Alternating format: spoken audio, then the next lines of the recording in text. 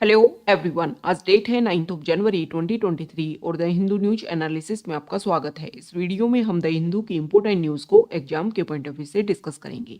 नीचे description box में Telegram channel Volcano IAS academy का लिंक दिया हुआ है। आप Telegram channel Volcano IAS academy के साथ में जुड़ सकते हैं। वहां पर हर exam means UPSC, state PCS and other exams के पॉइंट ऑफ व्यू से काफी इंपॉर्टेंट इन्फॉर्मेशन आप सभी के साथ में शेयर की जाती है। तो चलो स्टार्ट करते हैं। वीडियो को स्टार्ट करेंगे एक ज्योग्राफिकल मैप क्वेश्चन के साथ में।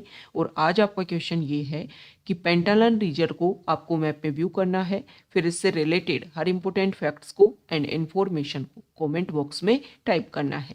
कल हमने आपसे क्वेश्चन पूछा था बाल्टिक नेशंस को लेकर के। तो बाल्टिक नेशन एक जियोपॉलिटिकल टर्म है जो यूज की जाती है नॉर्दर्न यूरोप में। 3 सॉवरेन स्टेट हैं, एस्टोनिया, लातविया और लिथुआनिया। ये तीनों कंट्री जो हैं वो बाल्टिक सी के ईस्टर्न कोस्ट पर लोकेटेड हैं और इसीलिए इनको बाल्टिक नेशन के नाम से जाना जाता है। ये जो बाल्टिक नेशन है, इन इन कंट्रीज में बहुत सारे पॉइंट के लिए कोऑपरेशन देखने को मिलता है, जैसे कि foreign and security policy, defence, energy and transportation.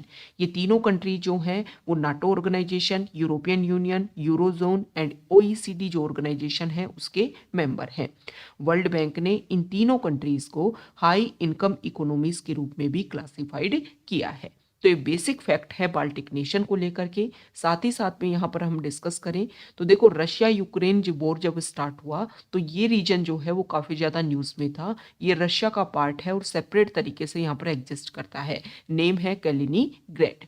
जब रशिया यूक्रेन वॉर स्टार्ट हुआ तो जो कंट्रीज हैं उन्होंने यहाँ पर ट्रांसपोर्टेशन के लिए जो एरिया है वो प्रोवाइड करने से मना किया, जिसकी वजह से एरिया जो है वो न्यूज़ में बना हुआ था। तो इसकी जो लोकेशन है वो भी हमारे लिए इम्पोर्टेंट हो जाती है। द हिंदू को अगर हम डिस्कस करें तो फर्स्ट इंपॉर्टेंट न्यूज़ है द हिंदू के फ्रंट पेज पर। और यहाँ पर उत्तराखंड में जो जोशीमठ रीजन है, जिसको लेकर के जो इशू प्रेजेंट टाइम में क्रिएट हो रहा है, वहाँ की जो लैंड है वो सिंकिंग जो कर रही है, इसी को लेकर के यहाँ पर पीएमओ ने रिव्यू करने की बात कही है कि जो भी यहाँ पर सिचुएशन है उसको रिव्यू किया जाएगा। बेसिक प्रॉब्लम ये है कि यहाँ पर जो भी कंस्ट्रक्शंस हैं, जो भी यहाँ पर होम है, जो भी इंफ्रास्ट्रक्चर हैं, जो भी रोड है, उन सभी में क्रैक्स जो हैं वो देखने को मिल रहे हैं। तो यहाँ पर हम कुछ बेसिक बातें डिस्कस करेंगे कि ये इशू क्यों देखने को मिल रहा है और क्या पहली बार इस तरीके की प्रॉब्लम जो है वो क्रिएट हुई है। तो देखो, ऐसा नहीं है, ये प्रॉब्लम जो है वो वहाँ पर रेगुलर बनी हुई है। सबसे पहले अगर हम बात करें तो यहाँ पर ये जो भी प्रॉब्लम है इसमें कुछ मैन मेड पॉइंट है और कुछ है नेचुरल। मतलब दोनों ही चीज़ों का एक तरीके से कोऑपरेशन देखने को मिल रहा है कि ह्यूमन एक्टिविटी जो है वो भी यहाँ पर ज़्यादा इंक्रीज हुई है, जिसकी वजह से भी प्रॉब्लम जो है वो बढ़ रही है। साथ ही साथ में यहाँ पर नेचुरल तरीके से भी जो प्रॉब्लम है उसकी वजह से भी प्रॉब्लम जो है वो कोऑपरेशन यहाँ पर प्ले कर रही है। तो देखो, यहाँ पर नेचुरल पॉइंट ऑफ व्यू से अगर हम डिस्कस करें तो यहाँ की जो सोइल है वो बहुत ज़्यादा वीक है। इसी की वजह से यहाँ पर लैंडस्लाइड के जो इशू है, मतलब आप सिंपल तरीके से मानिए कि यहाँ की जो लैंड है, जो सोइल है, वो स्टेबल नहीं है। ओके, जिसकी वजह से यहाँ पर लैंडस्लाइड के जो इशू हैं वो काफ़ी ज़्यादा देखने को मिलते हैं। साथ ही साथ में ये एरिया जो है वो हाईली सिस्मिक जोन में आता है। मतलब जो एक तरीके से इस तरीके की अर्थक्वेक वाली जो एक्टिविटी है वो यहाँ पर रेगुलर देखने को मिलती है। मतलब कम मैग्नीट्यूड का अर्थक्वेक जो है वो देखने को मिलता है, जिसकी वजह से प्रॉब्लम्स जो है वो धीरे धीरे बढ़ रही है। अब हम मैन मेड इश्यूज की अगर हम बात करें तो देखो, ये जो एरिया है यहाँ पर बहुत सारी प्रॉब्लम इसलिए भी इंक्रीज हुई है क्योंकि यहाँ पर अनप्लान्ड एक्टिविटी जो है वो काफ़ी ज़्यादा बढ़ी है। अनप्लान्ड कंस्ट्रक्शन, पॉपुलेशन प्रेशर ज़्यादा बढ़ा है क्योंकि यहाँ पर बहुत सारी टूरिस्ट साइट हैं, जैसे कि बद्रीनाथ, हेमकुंड साहिब, शंकराचार्य टेम्पल। इन सभी को देखने के लिए लोग जो हैं वो ज़्यादा से ज़्यादा संख्या में यहाँ पर आते हैं। और जब एरिया अनस्टेबल है, पॉपुलेशन प्रेशर ज़्यादा बढ़ रहा है, अनप्लान्ड कंस्ट्रक्शन यहाँ पर किया गया है, तो जिसकी वजह से जो वाटर का जो फ्लोइंग एरिया था उसको एक तरीके से रिस्ट्रिक्शंस कर करके वहाँ पर कंस्ट्रक्शन कर दिया गया है। तो वो वाटर जो है वो अर्थ के जब जो भी लेयर्स में जाता है तो वहाँ पर एक तरीके से अनस्टेबिलिटी जो है वो क्रिएट करता है और इसकी वजह से सारी प्रॉब्लम जो है वो क्रिएट हो रही हैं। यहाँ के जो रेजिडेंट्स हैं उन्होंने एनटीपीसी का जो प्रोजेक्ट है, तपोवन विष्णु घाट पावर प्रोजेक्ट, उसको भी यहाँ पर डैमेज के लिए बेसिक पॉइंट बना है कि इसकी वजह से सारे इशू जो हैं वो क्रिएट हो रहे हैं। तो मैनमेड भी हमने डिस्कस कर ली और नेचुरल जो इशू है उनको भी हमने डिस्कस किया। अब देखो, ये जो इशू है ना, इसके लिए आज से 50 इयर्स अगो एमसी मिश्रा एक कमेटी बनी थी। उस कमेटी ने रिपोर्ट दी थी कि इस तरीके के इशू जो है, ये जो अनप्लान डेवलपमेंट यहाँ पर किया जा रहा है, इसकी वजह से इस एरिया में बहुत सारी प्रॉब्लम जो है वो क्रिएट होंगी। और उसके बाद में बहुत सारी कमेटी जो है उन्होंने भी सेम बातें जो है वो रिपीट की हैं कि ये सारे इशू जो है, जो भी अनप्लान्ड एक्टिविटीज़ यहाँ पर की गई हैं, मतलब जो भी कंस्ट्रक्शन किया गया है उसमें कोई प्लान तरीके से नहीं किया गया है, इसकी वजह से सारी प्रॉब्लम जो है वो क्रिएट हो रही है।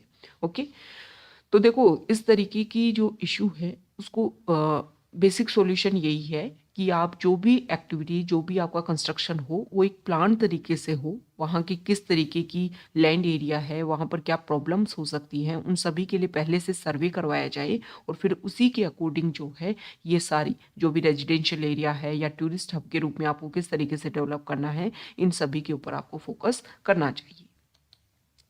नेक्स्ट इंपॉर्टेंट आर्टिकल है, यहाँ पर इमेज आप देखिए, और इमेज है यहाँ पर माइग्रेटरी बर्ड्स की। और आसाम का जो रीजन है, गुवाहाटी के पास में मयूंग विलेज है, वहाँ पर एक वाटर बॉडी में ये सारे जो डक्स हैं वो देखने को मिले हैं और ये माइग्रेटरी बर्ड्स हैं। तो माइग्रेटरी बर्ड्स को लेकर के कुछ बेसिक फैक्ट्स अगर हम डिस्कस करें तो माइग्रेटरी बर्ड्स को लेकर के एक कन्वेंशन जो है वो की गई थी 1979 में वेस्ट जर्मनी में बोन जगह पर। और 1983 से ये जो कन्वेंशन है वो फोर्स में आई। कन्वेंशन का नाम है कन्वेंशन ऑन माइग्रेटरी बर्ड्स, जिसको हम सीएमएस के नाम से भी जानते हैं। इंडिया जो है उसका सिग्नेटरी है, क्योंकि इंडिया में अगर हम डिस्कस करें तो बहुत सारे माइग्रेटरी एनिमल्स एंड बर्ड्स जो हैं वो यहाँ पर आते हैं और इंडिया इनका एक टेम्परेरी होम है। मतलब स्पेसिफिक एक टाइम पीरियड के लिए बहुत सारे माइग्रेटरी बर्ड्स जो हैं वो इंडिया में देखने को मिलते हैं, अलग अलग वाटर बॉडीज, अलग अलग साइट्स पर।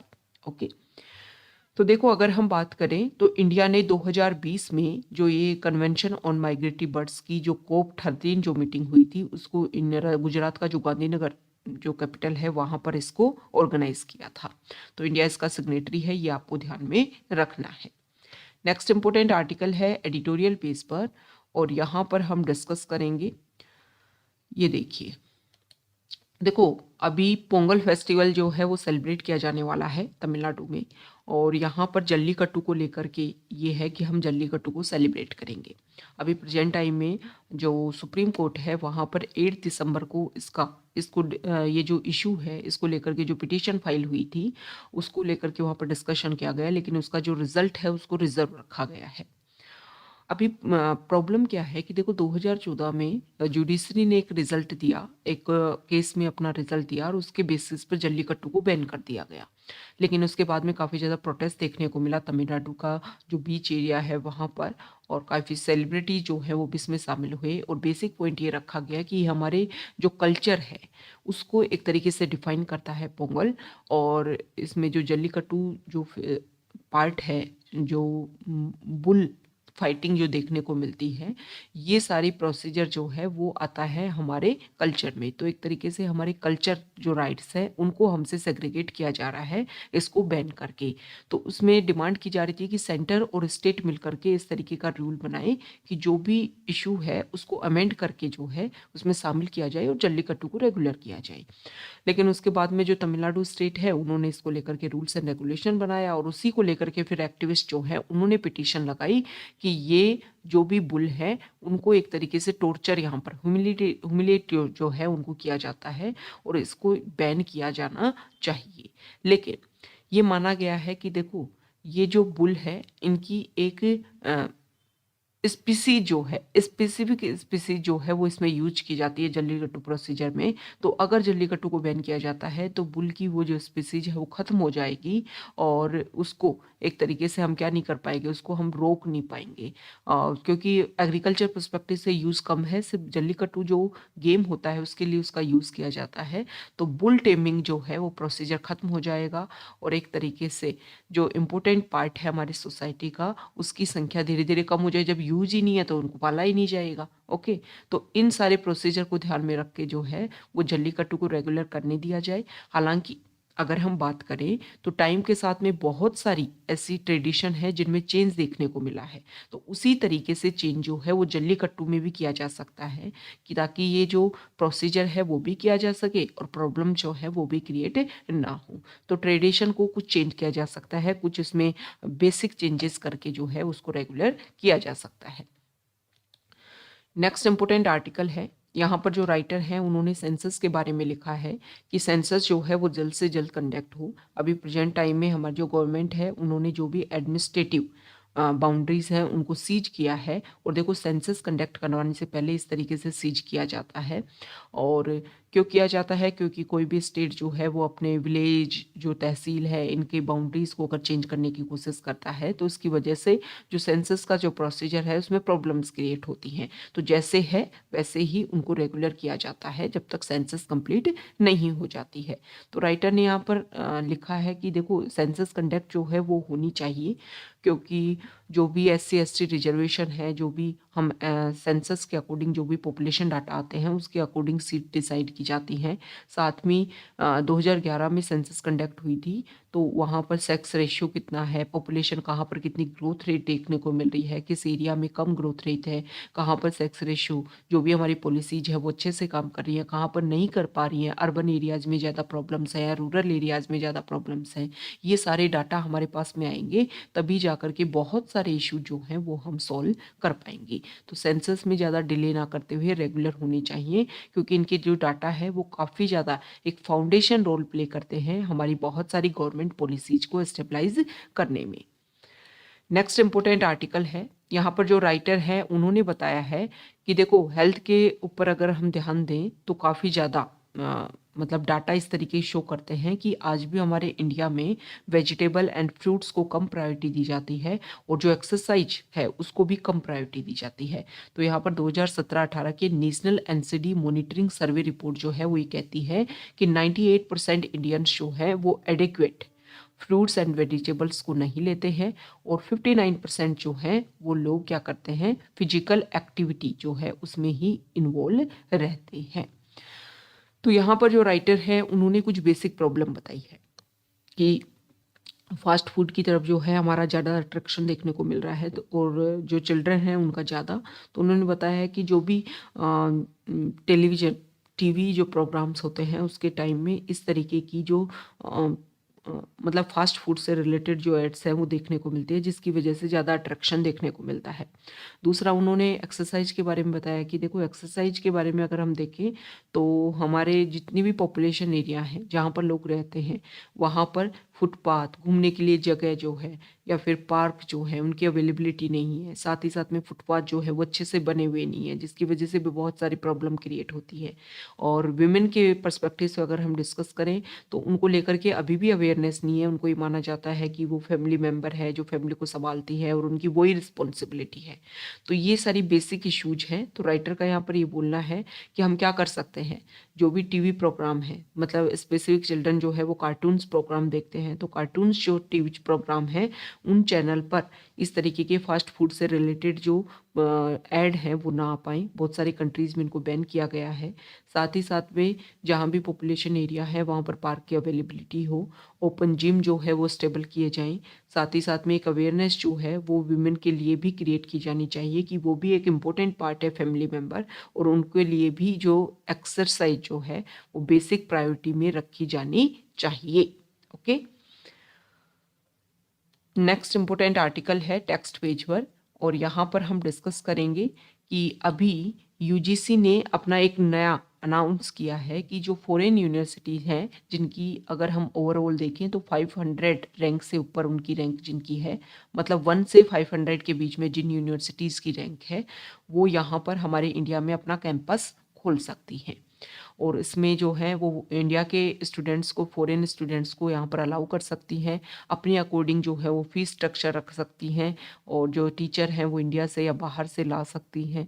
साथ ही साथ में कुछ बेसिक पॉइंट ये रखे गए हैं कि हाँ ध्यान में ये रखना है कि हमारे इंडिया का जो इंटीग्रिटी है उसके खिलाफ में यहाँ पर जो है वो एक्टिविटीज़ या इशूज जो है वो ना देखने को मिले। साथ ही साथ में बेसिक पॉइंट की अगर हम बात करें तो देखो, इस तरीके का जो प्रोविज़न है वो पहली बार नहीं लाया गया है। ऐसा नहीं है कि सिर्फ़ जो अभी इस तरीके का यूजीसी जो है वो रूल्स एंड रेगुलेशन लेकर के आई है। इससे पहले भी 2010 के टाइम में जब यूपीए सेकंड गवर्नमेंट थी, तब भी फॉरेन एजुकेशन इंस्टीट्यूशन बिल जो है वो लाया गया था।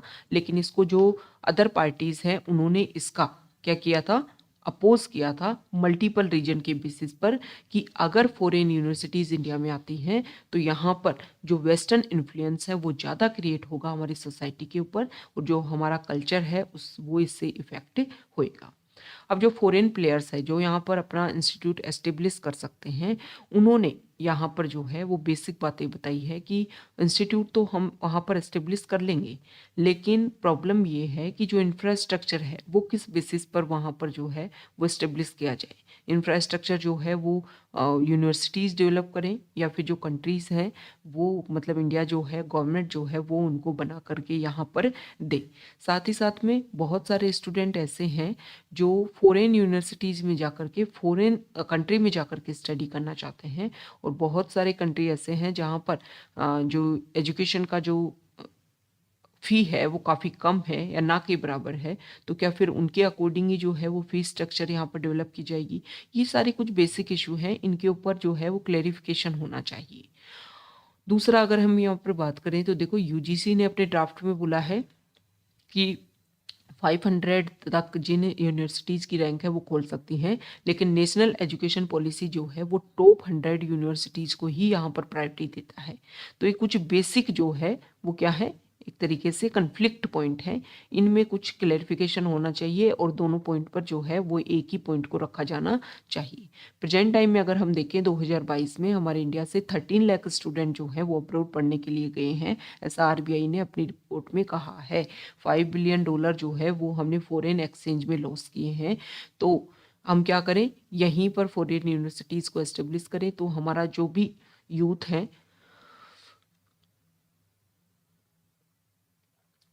सॉरी, तो फॉरेन कंट्रीज में ना जाने से हमारे यहाँ पर जो है वो यहीं पर रुके, और जो मनी है वो भी यहीं पर रह पाए।